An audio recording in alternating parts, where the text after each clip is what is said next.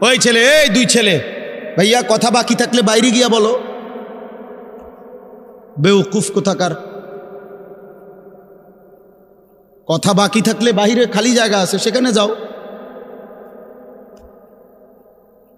জিন্দিগি অপদার্থ এক জিন্দিগি বানানো চলছে সব।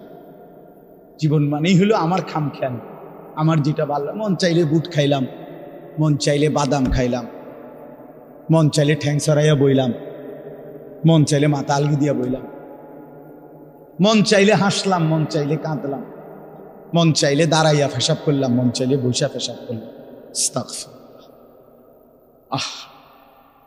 অজস্র সন্তানের চলাফেরা দেখলে বোঝা যায় এদের কোনো মা নাই, বাবা নাই, অভিভাবক নাই, এদের কোনো আখেরাত নাই, আল্লাহ নাই, পরকাল নাই, কিচ্ছু না। নফসের গোলাম, মনের চাহিদার গোলাম। তার খোদা তার মনের চাহিদা, তার মনে যা চায় তাই করে। আল্লাহ তাআলা কোরআন শরীফে বলছে, সরাসরি কোরআন শরীফের আয়াত।